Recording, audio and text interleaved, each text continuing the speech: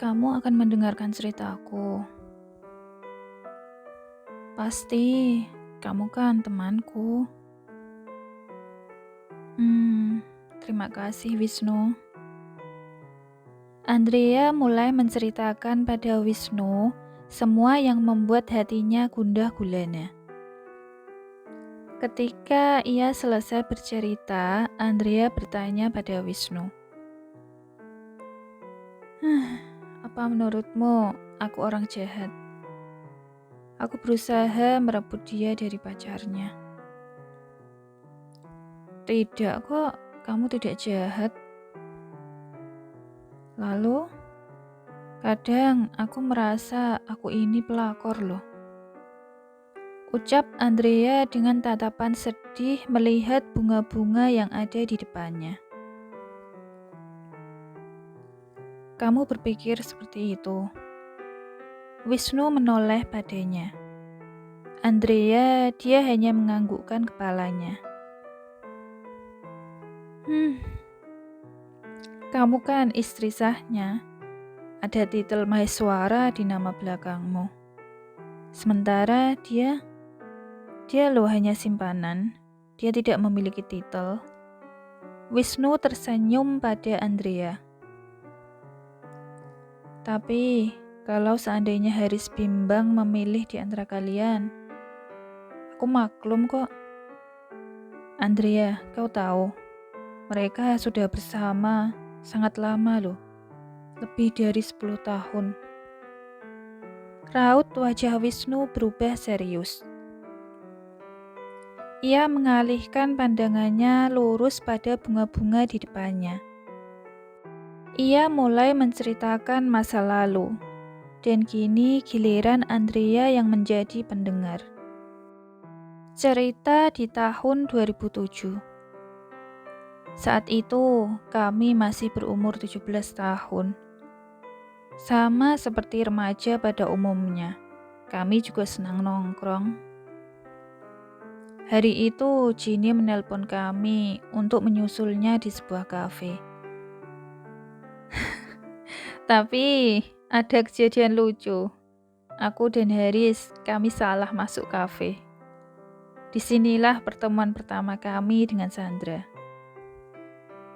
Sandra yang memakai seragam pelayan tengah diganggu oleh 2 orang tamu. Mereka berpakaian preman.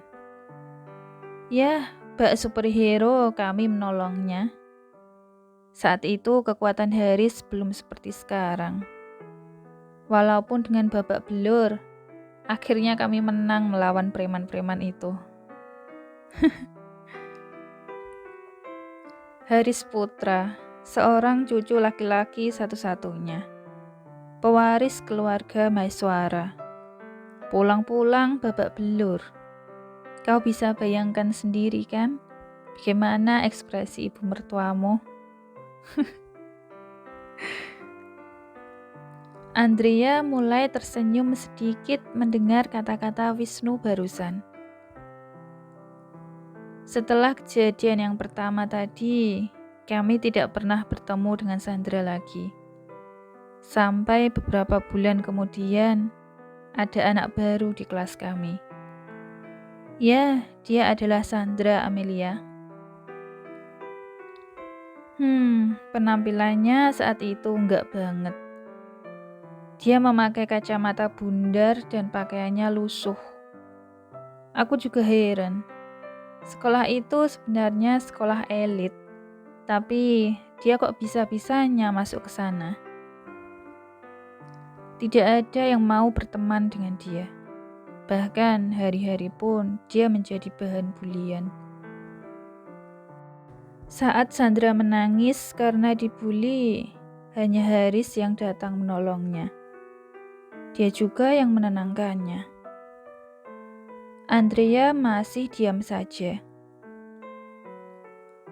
Menurutku, hari itu adalah menjadi puncaknya. Sandra disiram dengan air keran.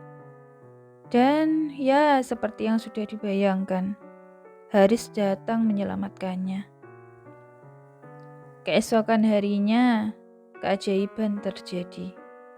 penampilan Sandra berubah drastis dari atas ke bawah.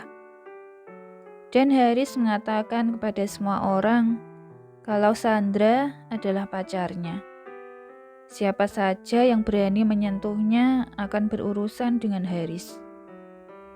Mulai saat itu, tidak ada yang berani membulinya lagi. Tapi, meskipun gadis itu mendapatkan support penuh dari Haris, hebatnya dia masih mau bekerja. Dia memulai karirnya dari nol loh. Ya, aku tahu karena Haris sering menyuruhku mengantarnya casting ke sana kemari. Makanya, waktu tempo hari, dia tahu Andre menghancurkan karir Sandra. Dia murka kan? Entah sejak kapan lama-lama sifat Sandra jadi angkuh. Skandal-skandalnya ya karena keangkuhannya sendiri. Dan juga, Andrea, ada satu hal yang harus kamu tahu. Kali ini Wisnu menatap Andrea dengan wajah serius. Apa itu?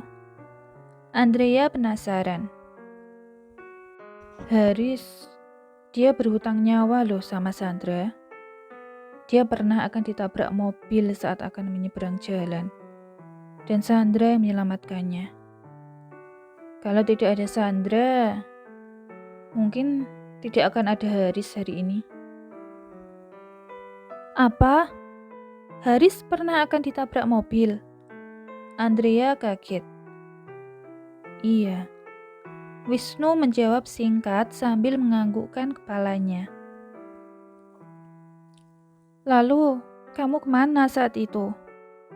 Kok Haris bisa sampai mau celaka?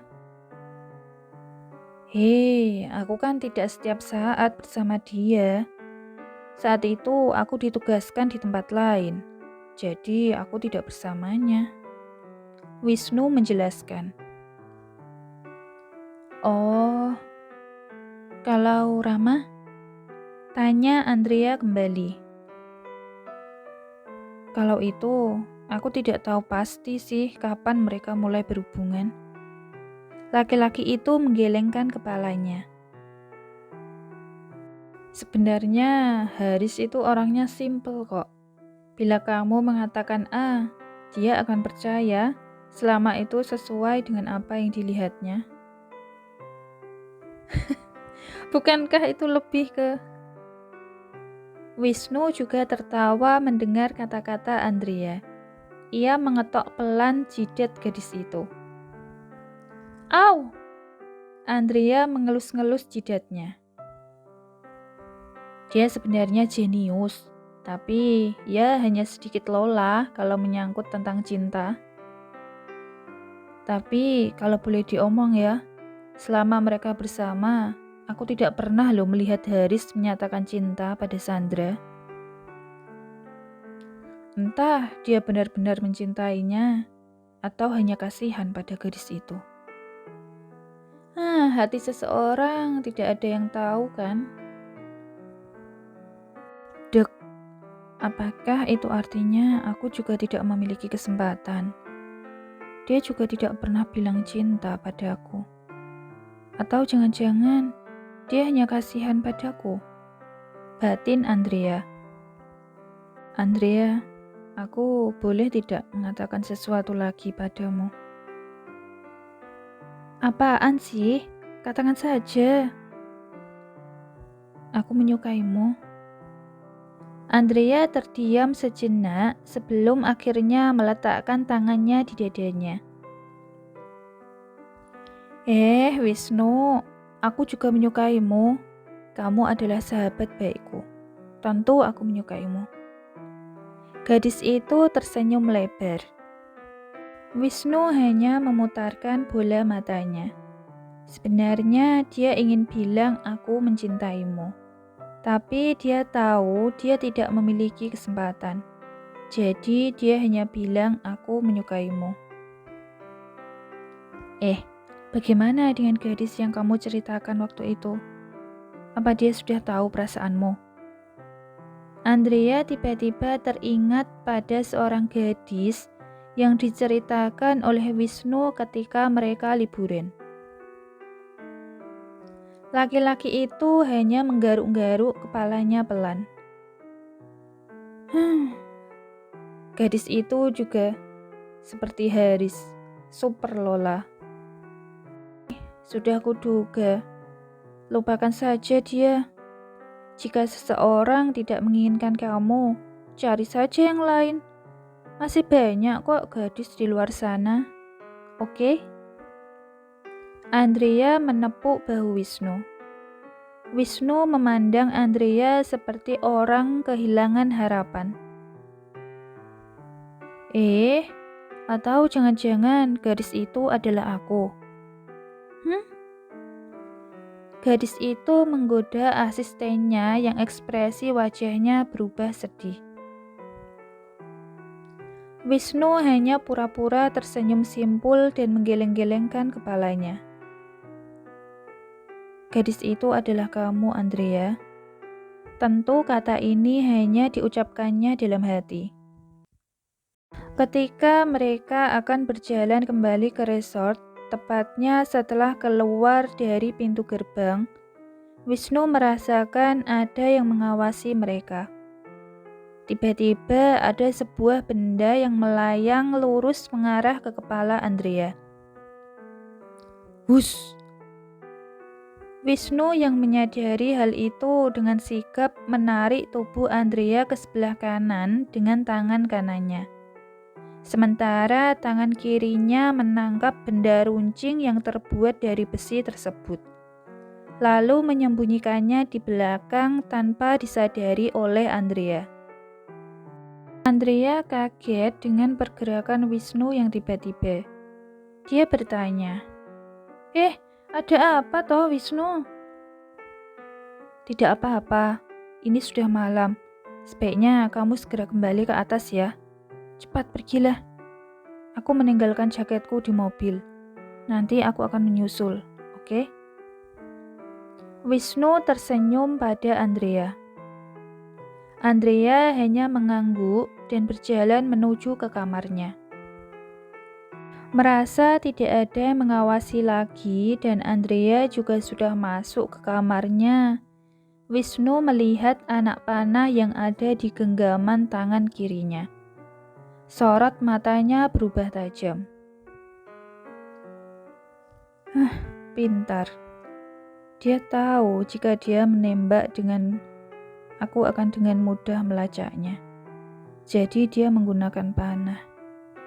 Apalagi di sekitar sini ada beberapa lapangan panah. Siapa pelakunya sebenarnya? Wisnu menggenggam dengan erat anak panah tersebut dan kembali ke kamarnya. Di tempat yang lain, di sebuah kamar penthouse yang mewah, seorang pria berpostur tinggi besar memakai handuk piyama warna putih. Kelihatannya ia baru saja selesai berenang. Ia berdiri menghadap sebuah kaca yang besar. Di depannya adalah view malam kota Surabaya yang kelap-kelip. Ia sedang berbicara dengan seseorang di telepon sembari tangan kirinya memegang segelas minuman. Setelah percakapan tersebut selesai, dengan tenangnya ia meneguk minumannya. Kemudian menolehkan kepalanya ke meja yang ada di samping tempat tidur. Di sana ada sebuah bingkai foto seorang gadis lugu memakai seragam SMA yang sedang tersenyum cerah. Gadis yang ada di foto itu adalah Sandra ketika ia masih remaja.